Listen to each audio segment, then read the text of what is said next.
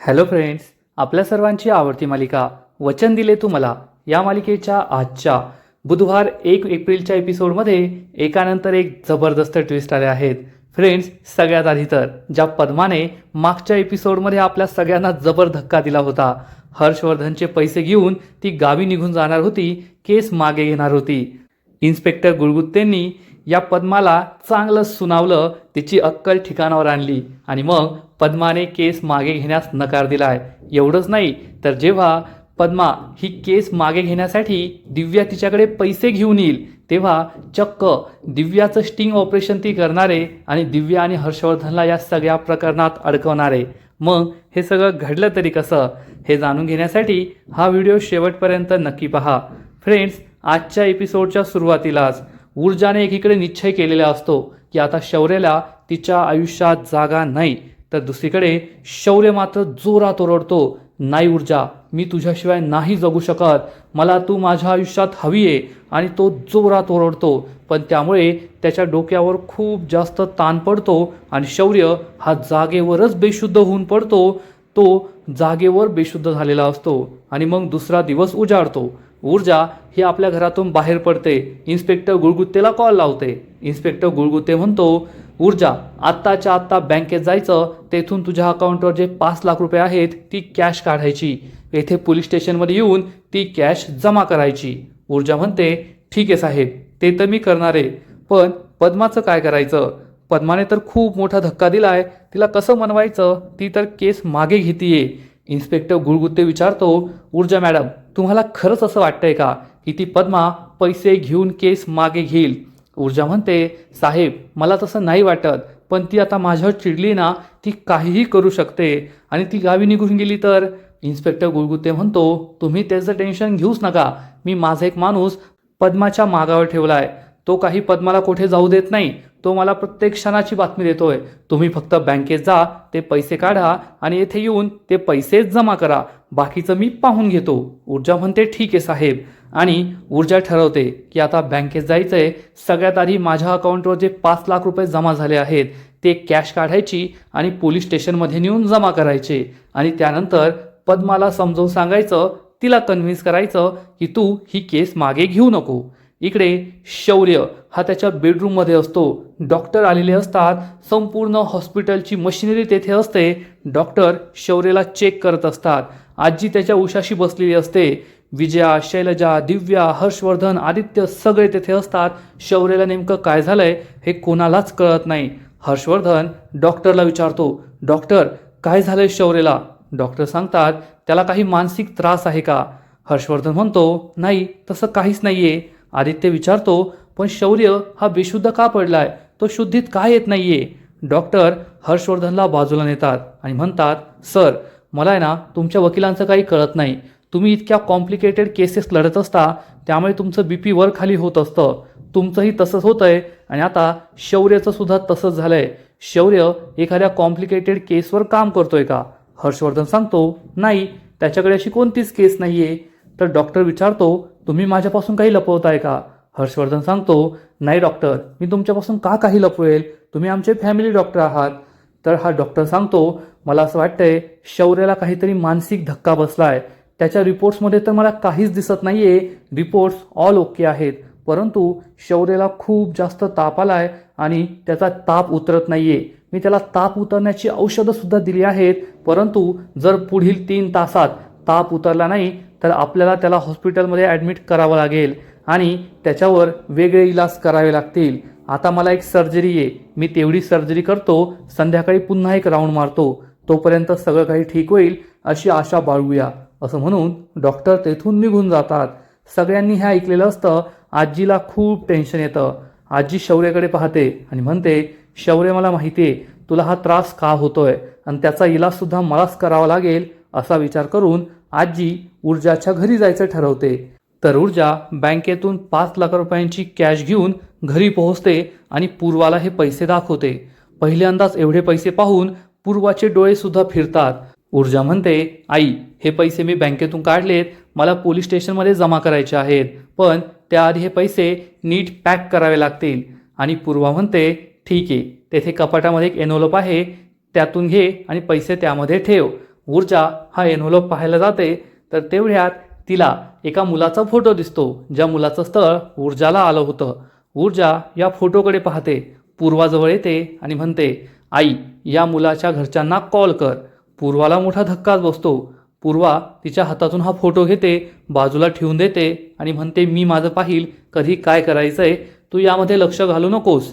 ऊर्जाला समजतं की आई या प्रकरणात काही पुढे जाणार नाहीये, या मुलाच्या घरच्यांना कॉल करणार नाहीये. त्यामुळे ऊर्जा ही परब काकूंकडे जाते आणि त्यांना बोलवून आणते. परब काकू येऊन विचारतात, काय ग पूर्वा, मला घाईघाईने का बोलवलंय? तर परब काकूला पाहून पूर्वा म्हणते, मी तुम्हाला बोलवलंय. ती ऊर्जाकडे पाहते तर तिला समजतं ऊर्जाने हे जाणून बुजून केलंय या स्थळाविषयीची गोष्ट पुढे जाण्यासाठी. तर पूर्वा म्हणते, नाही काकू. परब काकू ऊर्जाला विचारते, काय ग ऊर्जा, तूच तर मला म्हणाली होतीस की आईला महत्त्वाचं काम आहे. तेवढ्यात परब काकूला मशीनवर या मुलाचा फोटो दिसतो. परब काकू विचारते, अरे हा फोटो येथे काय करतोय? अच्छा, या कामासाठी बोलवलं होतं का? केला का तू या मुलाच्या वडिलांना कॉल? तर पूर्वा सांगते, नाही केला. परब काकू विचारते, का नाही केला? पूर्वा सांगते, म्हणजे केला होता पण फोन लागला नाही. तर परब काकू म्हणते, अगं असं एकदा फोन करून काय होतं, पुन्हा पुन्हा फोन करायचा ना. पुन्हा पुन्हा फोन केला असता तर कळलं असतं. अशा कामांमध्ये असा आळशीपणा नाही करायचा ग, नाहीतर चांगली मुलं चांगली स्थळं हातून निघून जातात. थांब, मीच कॉल करते. तर पूर्वा त्यांच्या हातातून फोटो हिसकावून घेते आणि म्हणते, नाही काकू, हे माझं काम आहे, मीच करेल. परब काकू म्हणते, ठीक आहे. परब काकू निघून जाते. तर पूर्वा ही ऊर्जाला जाब विचारते, ऊर्जा हे सगळं तुझं काय सुरू आहे, तू असं का करतीये? तर ऊर्जा म्हणते, आई शौर्य मला भेटला होता, एकदा नाही दोनदा त्याने माझ्याशी बोलण्याचा प्रयत्न केला आणि जोपर्यंत मी दुसऱ्या मुलाशी लग्न करत नाही तोपर्यंत माझा हा त्रास कमी होणार नाहीये, ती माणसं थांबणार नाहीये. पूर्वा म्हणते, म्हणजे तुला शौर्याचा त्रास कमी करायचा आहे, त्याने तुला भेटू नये म्हणून तू लग्न करायला निघालीयेस? तुझं तर मला काही कळतच नाहीये. कालपर्यंत तू म्हणत होतीस की मला माझ्या करिअरवर फोकस करायचा आहे, ही केस लढायची आहे, आणि आज तुला लग्न करायचं आहे. लग्न म्हणजे काय साधी सोपी गोष्ट नसते. लग्न झाल्यानंतर अनेक जबाबदाऱ्या येतात.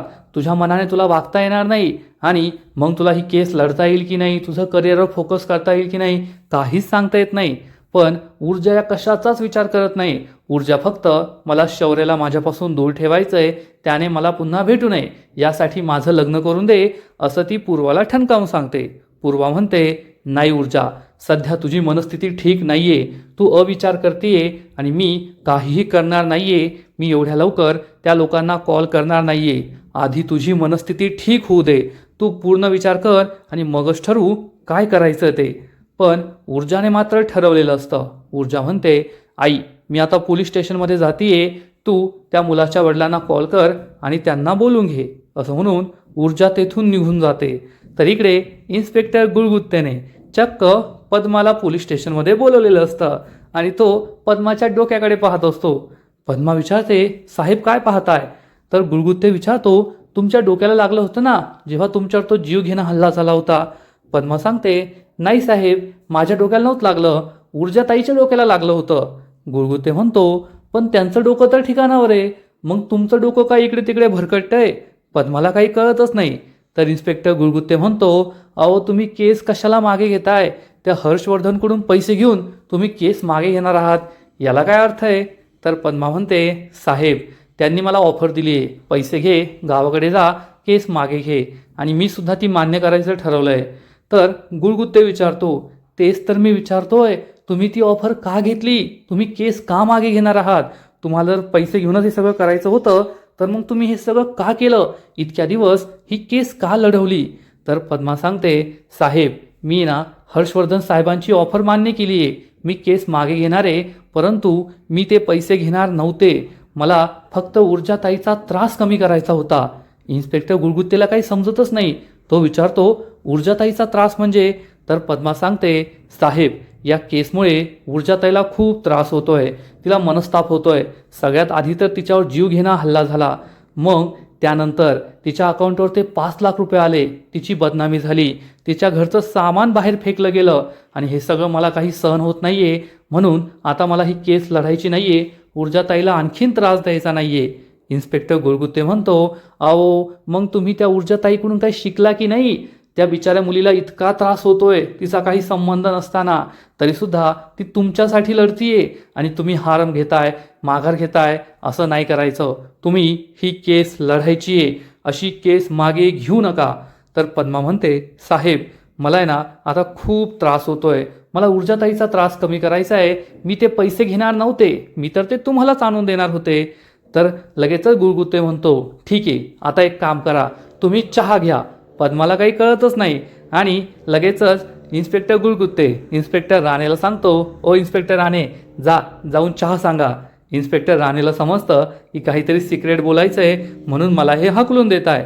इन्स्पेक्टर राणे निघून जातो आणि मग इन्स्पेक्टर गुळगुत्ते हा पद्माला समजावून सांगतो, आता हर्षवर्धनकडून तुम्हाला पैसे येतील, तुम्ही ते पैसे घ्यायचे, माझ्याकडे आणून द्यायचे. पण त्या हर्षवर्धनने जो डाव टाकला होता ना, आपण त्याचे तंगडे त्याच्या गळ्यात अडकवायचे.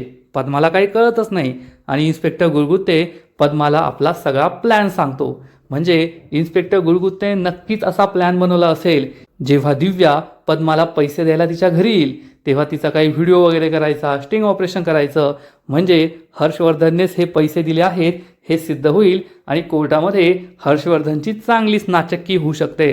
गुळगुत्ते पद्माला आपला सगळा प्लॅन सांगतो आणि डॉक्टर हे सुद्धा पुन्हा एकदा शौर्याच्या घरी पोहोचतात.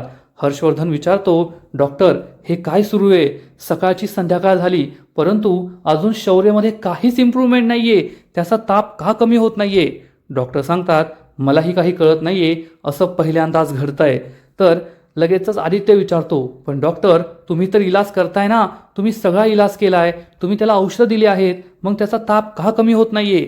तर डॉक्टर सांगतात, बेटा मी तुला तेच समजावून सांगतोय, त्याचं हे दुखणं आहे ना शारीरिक नाहीये, त्याचं हे दुखणं मानसिक आहे, त्याला मानसिक त्रास होतोय काहीतरी, म्हणून असं होतंय, त्याचा ताप उतरत नाहीये.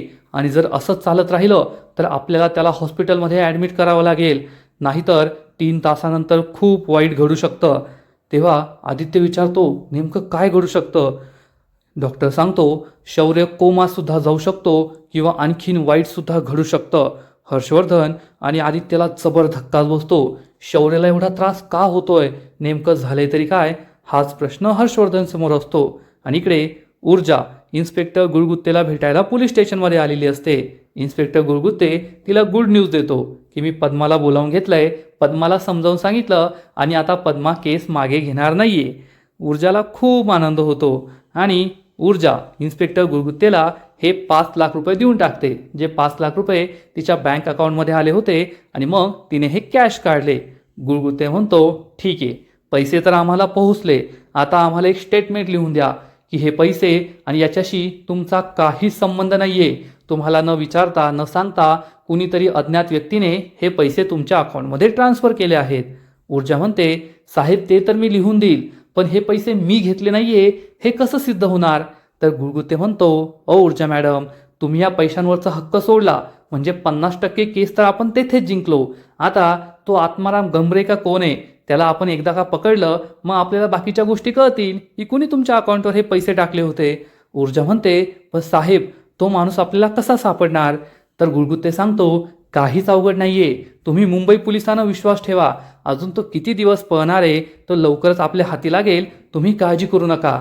आणि आम्हाला मुलुंडची जी ब्रँच आहे तेथे एक माणूस सापडलाय, CCTVमध्ये तो रेकॉर्ड झालाय. ऊर्जा विचारते, पण तोच आत्माराम गंभरे असेल हे कशावरून. तर इन्स्पेक्टर गुळगुत्ते म्हणतो, अहो तुमच्या बँक स्टेटमेंटवर जेव्हा पैसे जमा झाले आणि हा माणूस जेव्हा ब्रांचमध्ये होता ती वेळ एकदम सारखी आहे, यावरून कळतंय ना की हा तोच माणूस असला पाहिजे. आणि तुम्ही काळजी करू नका, आम्ही त्याला नक्की पकडतो आणि मग त्याच्याकडून सगळं कसं बदवून घ्यायचं हे आम्ही आमचं पाहतो, तुम्ही टेन्शन घेऊ नका. ऊर्जा म्हणते, साहेब पण पुढे कसं होईल. तर इकडे पूर्वाच्या घरी ऊर्जाच्या घरी चक्क आजी पोहोचते. आजी रडत असते, ऊर्जा ऊर्जा अशा हाका मारत असते. पूर्वा येते आणि विचारते, काय झालं, तुम्ही येथे कशाला आला आहात. तर आजी म्हणते, पूर्वा मी येथे ऊर्जा आणि शौर्याच्या लग्नाबद्दल नाही बोलायला आली आहे, तर मी फक्त तुला विनंती करायला आली आहे. तर पूर्वा अतिशय उद्धटपणे म्हणते, अहो उलट मीच तुम्हाला विनंती करते, तुम्ही जा येथून, अजून आम्हाला त्रास देऊ नका. पण आजी रडत असते तरीसुद्धा पूर्वाच्या हृदयाला पाझर फुटत नाही, ती उद्धटपणेच बोलत असते. आजी म्हणते, पूर्वा प्लीज असं करू नकोस. माझा शौर्य खूप वाईट परिस्थितीत आहे आणि तो बेशुद्ध झालाय.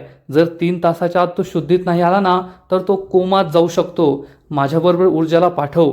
पूर्वा विचारते, ऊर्जाला तुमच्याबरोबर पाठवू? कोठे? जहागीरदारांच्या घरी? आणि तुम्हाला काय वाटतंय मी यासाठी हो म्हणेल? आजी रडत रडत म्हणते, नसेल पाठवायचं तर नको पाठवू, पण कमीत कमी तिला एक फोन करायला तर सांग. तिचा आवाज ऐकून शौर्यला बरं वाटेल, तो या धक्क्यातून सावरेल. पण पूर्वा अतिशय बेदरकारपणे, निर्दयीपणे म्हणते, नाही, मी माझ्या मुलीला तुमच्या घरी पाठवणार नाही. ती शौर्यशी फोनवर काय कशीही बोलणार नाही. तिचा आणि तुमचा आता काही संबंध नाहीये. शौर्य आणि तिचा काही संबंध नाहीये.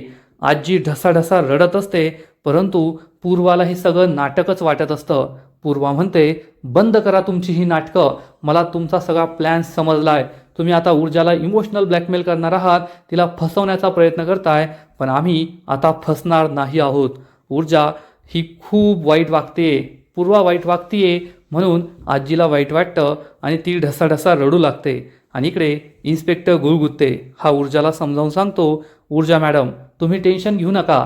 हा आत्माराम गमरे तर आम्ही शोधून काढूच, पण आता माझं मुख्य उद्दिष्ट तो विक्रांत शिर्के. मी त्याला कसं अडकवतो ना तुम्ही पाहतच राहा. तुमच्यावर जो जीव घेणा हल्ला झाला होता ना, त्या हल्ल्यामागे कोण होतं, कोण गुंड होते, त्यांना शोधण्यासाठी मी माझी एक टीम तयार केली आहे.